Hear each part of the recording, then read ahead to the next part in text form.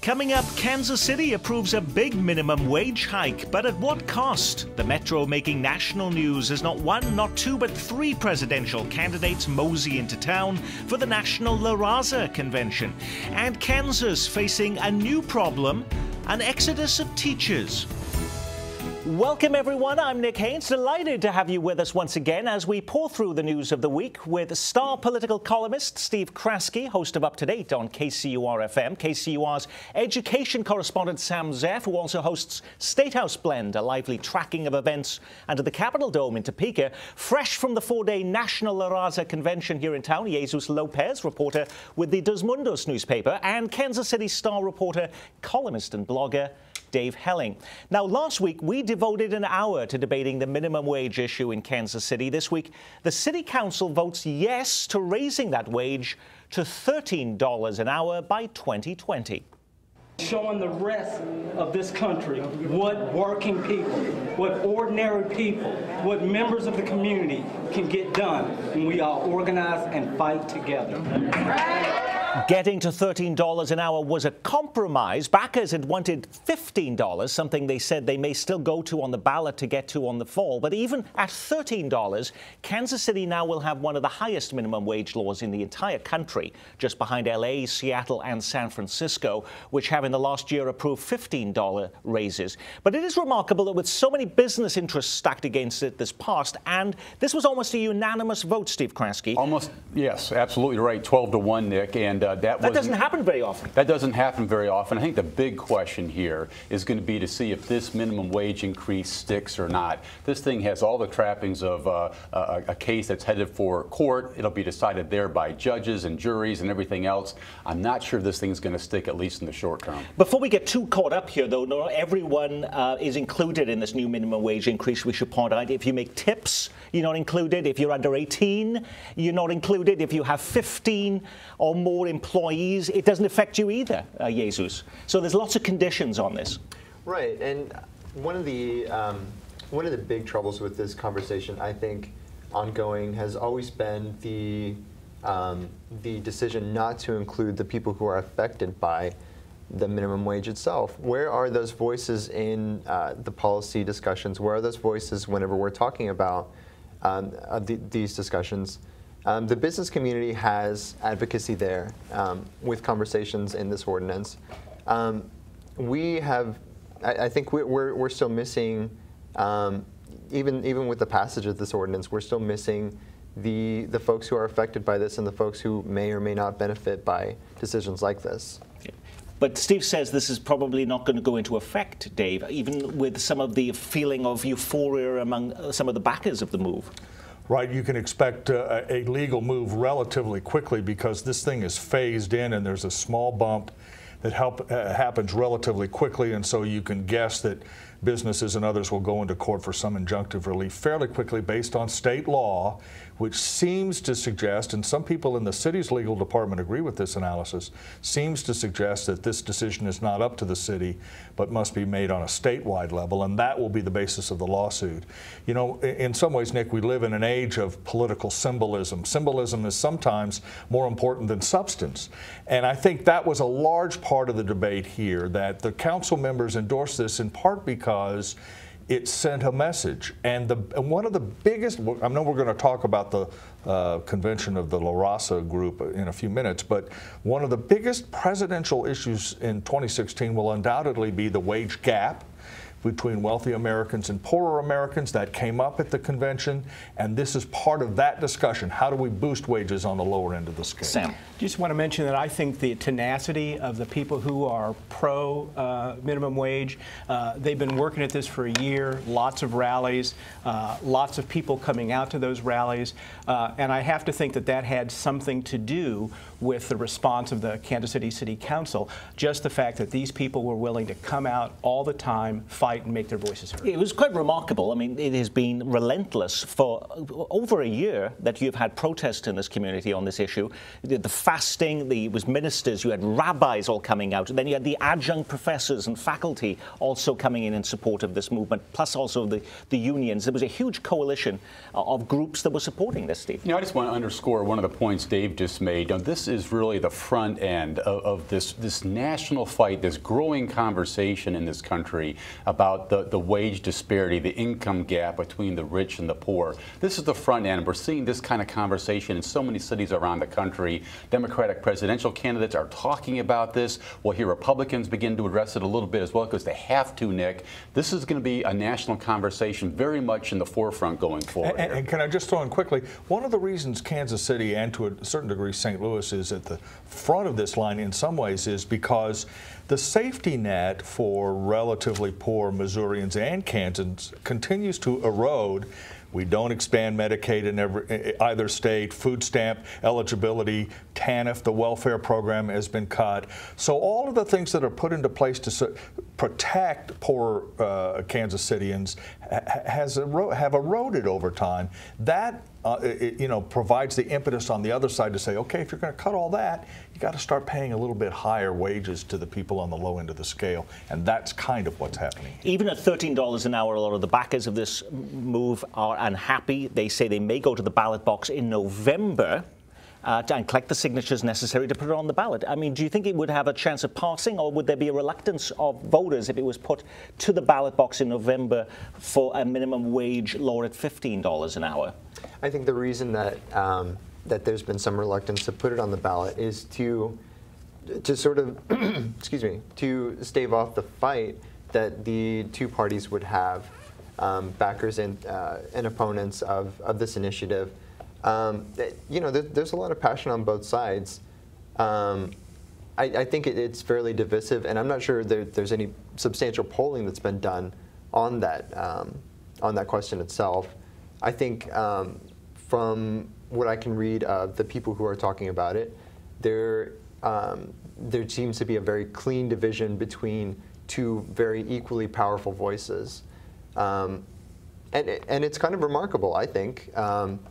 The folks who are organizing for this wage increase, lacking political access, lacking organization sufficient to get access to these leaders in the political apparatus, they've been able to bring this issue to a point where we're talking about it right now. Yes. I think that's a substantial achievement on its own. But it only takes a few signatures now, fewer signatures than in the past because of the outcome of the last election in the Kansas City mayoral election. But you would still run into this legality problem as to whether or not Kansas City can unilaterally, as a city, increase its minimum wage, either by council ordinance or by initiative petition. You know, minimum wage increases have been put on the ballot, Nick, statewide in Missouri and have passed overwhelmingly. So you do get a sense there is support for higher minimum wages. You know, there may be an effort in 2016 to put a higher minimum wage on the statewide ballot. That would increase turnout, might help the Democrats at the polls in Missouri. So this story is going to play out not only in the courts, but in the court of public opinion going forward. And I think if you put this on the ballot in Kansas City, Nick, it would pass and pass easily. This is still at its heart a liberal Democratic constituency by and large in Kansas City. It would pass. All right. Well, like it or not, we're mostly flyover country when it comes to the race for the White House. But not this week, when not one, not two, but three presidential candidates headed into Kansas City all on the same day. Democrats Hillary Clinton, Bernie Sanders, and former Maryland Governor Martin O'Malley flew into town to address the National La Raza convention at Bartle Hall. And if you wanted big applause, it was clear you needed to mention someone who wasn't in the room. It was appalling to hear Donald Trump describe immigrants as drug dealers, rapists, and criminals. The real problem isn't that the Republicans, such a hate-spewing character running for president. The problem is that it's so hard to tell him apart from many of the other candidates they have in their field. No, not Donald Trump, not anyone else will be successful in dividing us based on race or our country of origin. I have just one word for Mr. Trump. Basta. Enough. Fortunately, I was sitting next to you, Jesus, because you said bastard. I didn't even know how to spell it at that point or what it meant, but you were there to apprise me of all of that. But how nice of the candidates to give so much free publicity to the presidential campaign of Donald Trump. Right, and I don't know if you caught this earlier this morning, but Huffington Post announced that they would be covering the Trump campaign as entertainment now and not as politics. I think while Trump is... I think that the Trump comments and the Trump moment, as it were, is ultimately helpful to Hispanics and to people who are interested in talking about these issues because it's now front and center. That being said, I think it's ultimately smoke and noise and gets us around talking about the complexities of and the nuances of being an immigrant in contemporary United States. There are a lot of really difficult, hard and terrible things that are happening to Martin O'Malley's phrase, new Americans. And we need to talk about that much more than we need to talk about Trump or anything he's saying in his divisive statements. Why didn't any of the Republican candidates then come to this convention to do some of those, rolling up the sleeves and talk about some of those difficult issues at this convention? It was only Democrats. And that's a very good question. They were invited. They could have spoken to this national convention, but they chose not to come, Nick. They said that this was not the kind of crowd they felt they could have much sway with, so they sort of stayed away en masse. You saw all the Democrats lining up there. Dave wrote a very good column this week saying they made a mistake by not showing up to this group, and I would agree with that. And I would also add that, if I'm a Republican in a very crowded field, I'm worried right now about distinguishing myself among the candidates and among folks who probably don't know my name, building my brand there. Which is what I wrote in my column, that just as a political merits aside, for political reasons, a Republican could stick out in that way and could get attention and could be the sort of Daniel in the lion's den figure. But La Raza is only one Latino organization. There are many. So there are often, there's going to be lots of other opportunities for these the Republican candidates to speak to a Latino audience.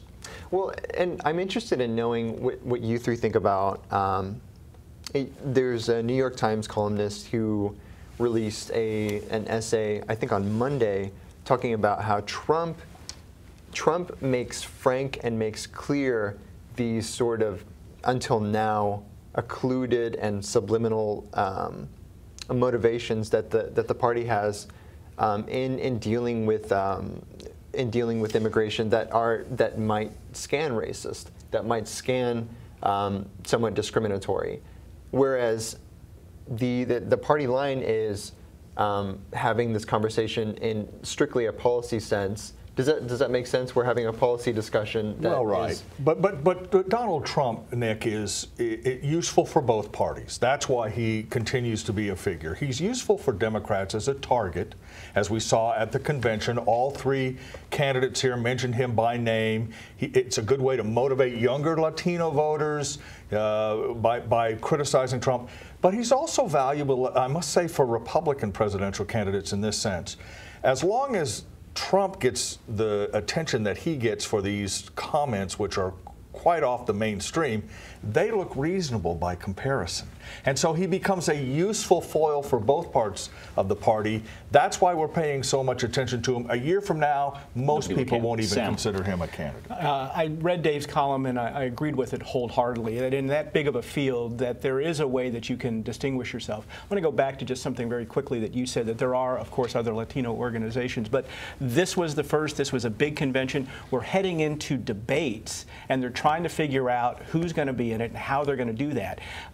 And if you have the opportunity in that massive field to stand out just a little bit, I was shocked that somebody didn't take that opportunity. And just real quickly, Donald Trump, though, is smearing the GOP brand. Donald Trump has put himself in a position where the other Republican candidates, though, because of the base, they've been slow to respond to him and criticize him. That's created a huge problem with a segment of the population that is approaching 20% of the national vote, Nick. That's why Hispanics are so important. Well, did Kansas City also get a first-hand glimpse this week of Hillary Clinton's running mate? With a prominent speaking role at the La Raza convention at Bartle Hall was Julian Castro, the former mayor of San Antonio, now housing secretary in the Obama administration, who is being touted as a possible Hillary VP pick. So she's not going to pick Jay Nixon, Dave? No, she's not going to pick Jay Nixon. That's not going to happen. Dog's not going to hunt. And I think hunt. that's right, and I think Jay knows that. And Julian Castro gave a good speech, and he's an attractive candidate, the mayor of San Antonio for a time, so he has some urban experience. But I do think, we want to get a little bit away from this idea that all we need to do is nominate a Latino for the ticket and we will get Latino votes. The Republicans, that's a big part of Marco Rubio's support, to a certain degree some of Ted Cruz's support too. I think Latinos that I talked with this week want to be judged on their merits. And believe that their voices should be heard, and that's not necessarily going to be reflected in the people on the ticket. But Jesus, I mean, he was certainly, in his speech that he gave to the La Raza convention, Julian Castro, being really sort of channeling Barack Obama in his demeanor, the way he was speaking. I mean, he was looking something much bigger than just the housing secretary. Sure. I mean, it was a great performance. It was a rock show. I think with regards to the Julian Castro question, I want us to be critical about that and ask what this gets us to know or to think or to assume or to determine that he's a VP pick. What does this get us as far as, everyone at this table reports news. What does this get us as far as coverage? And how does this advance our readership in understanding the current political scene to identify this guy as a potential frontrunner?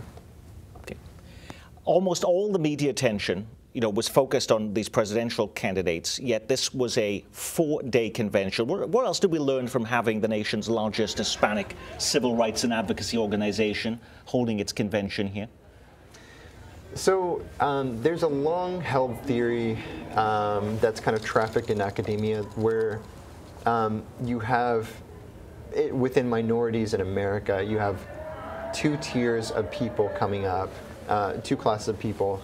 One, an elite class that gets, access to higher levels of corporate America, higher levels of politics, Julian Castro being a result of that, and the executive board of La Raza.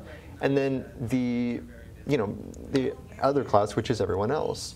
Everyone else who is, part of this minimum wage discussion that we're having, part of the folks who are still drawing public assistance, disproportionately minority. With these 2 tracks of people, it's an odd little schism, but at the National Council of La Raza convention, you did have health screenings, you did have job fairs, you did have things that make it profile like a community awareness fair. And there's nothing wrong with that, but I do think it is very telling of the situation of Hispanics nationally and in Kansas City. And one other quick thing, I think we make a mistake if we believe that the Latino community or the Latino voting bloc is simply focused on immigration policy. I think immigration is an issue that has an emotional and a social component to it, as well as to the actual practical matter of immigration. But particularly for younger Latino voters, I tried to write this story this week as well, you get the sense that their vision is expanding beyond just the issue of who gets in, who gets out, or who should be given amnesty or whatever you want to call it for immigration purposes, to broader things like healthcare, tax policy, entrepreneurship. And the candidate that best addresses those issues will win younger voters, and that's the key component of the Latino coalition going forward. Kansas has a new problem to worry about, a massive exodus of teachers, and it's causing major headaches for area school districts. This week, the Blue Valley and Kansas City, Kansas school districts get state approval to hire non-certified teachers in the classroom. New numbers just released from the Kansas State Board of Education show more than 3,700 teachers quitting, retiring, or leaving for a job in another state after this past school year. In the last 5 years, there's been a 63% increase in the number of Kansas teachers moving to another state to teach, a 72% rise in the number of Kansas teachers leaving the profession altogether. But Sam, does that mirror, though, the national trend, or is there something different happening in the state of Kansas? Well, there's something different happening in the state of Kansas. In the story that I wrote about a week ago, it turns out that the number of applications for Missouri teaching licenses with a Kansas address has gone up steadily over the past 4 years. The Independent School District has come into Kansas, put up billboards in Goddard and also along the Kansas Turnpike, essentially poaching teachers. Are they getting any bites on that? Oh yeah, they've hired a number of teachers from Kansas, and I talked to one teacher, just got her master's degree, grew up in Topeka, desperately wanted to teach in Kansas, wanted to go home, actually got a job offer in Junction City, but because of the budget uncertainty, the district couldn't tell her how much her salary was going to be. Yes, we're going to hire you, but we don't know how much we're going to pay. So she ended up taking a job in Missouri. And both anecdotal evidence, this is a big topic of discussion among Kansas educators at all levels, principals, superintendents, board members. It's a big discussion item, but now we actually have numbers to put on that. We have the DESE numbers about licenses, and just this week we heard from the Kansas Department of Education the numbers that you just quoted. This is a big problem. It's a big problem because the pool of younger teachers are shrinking, and this is where you get veteran teachers, this is where you get principals, and this is where you get administrators. So the full force of what's happening right now may not be felt for a few years. And the fix is what? We did see headlines this week that 2 school districts in our area were getting the opportunity to hire non-licensed teachers. They just had to pass a criminal background check and they could teach in the classroom. Yeah, that's right. That's one big change. One of my former students is applying for one of those jobs. Also this week, Nick, the Olathe School District announcing it's facing a $2 million budget crunch. You know, politicians oftentimes talk about the need for stability when it comes to the tax environment as a way to curry favor with businesses and get businesses to locate to their states. What we have now in Kansas when it comes to education, as Sam's pointing out, is a highly unstable environment with budgets being uncertain. You don't know what the future is going to be, and teachers are saying, why should I stick around here when I can get a better deal somewhere else? So when kids go back to school and the parents are seeing their kids go back to school really in August next month, what are people likely to see? Well, right now across Kansas there's hundreds of jobs that are open, far more than are usually open at this time of year. That's true for the big 3 school districts in Johnson County as well, although they usually tend to fill up.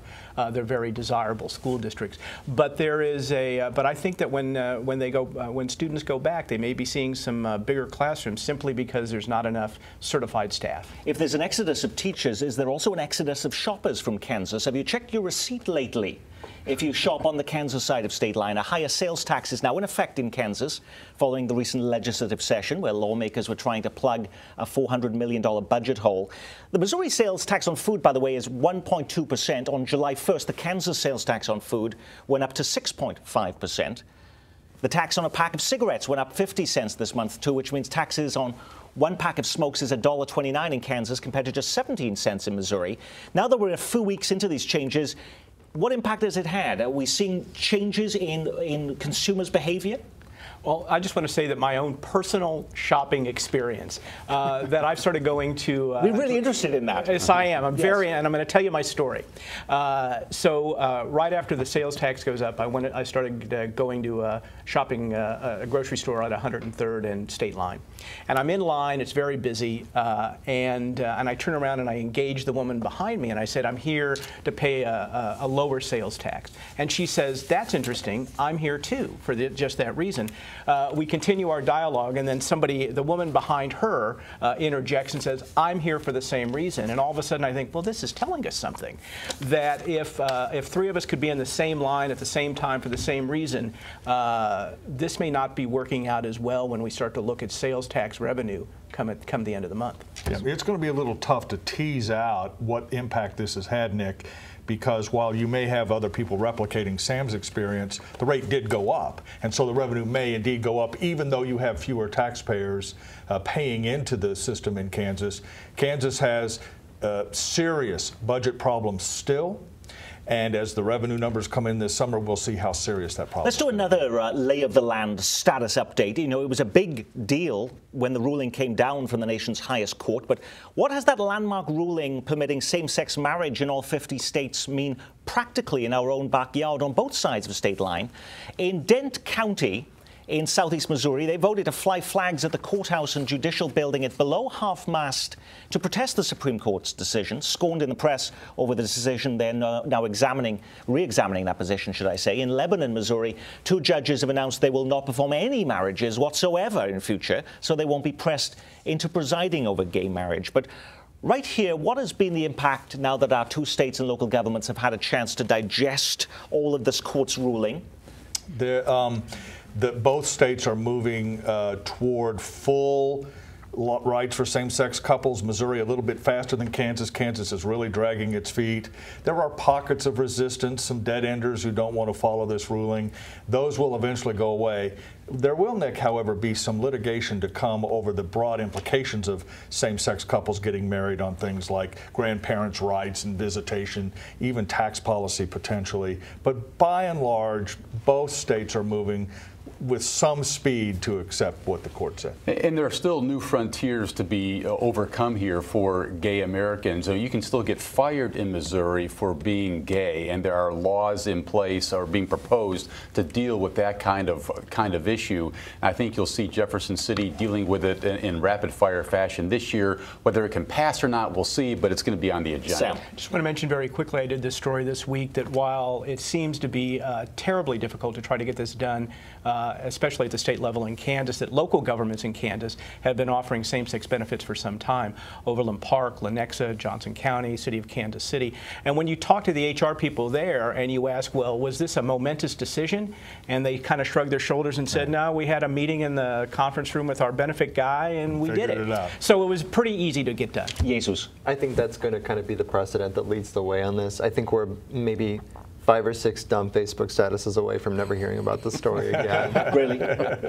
So we got more conclusion on this issue than the minimum wage? Yeah. Well, that sounds remarkable. Right. All righty. That is our Week in Review. Our thanks to our news reviewers from The Star, Dave Helling, and from KCUR, Sam Zeff, keeping you up to date weekdays at 11 on KCUR-FM, Steve Kraske, and Jesus Lopez of Dos Mundos. I'm Nick Haynes. From all of us here at KCPT, thanks for spending part of your weekend with us.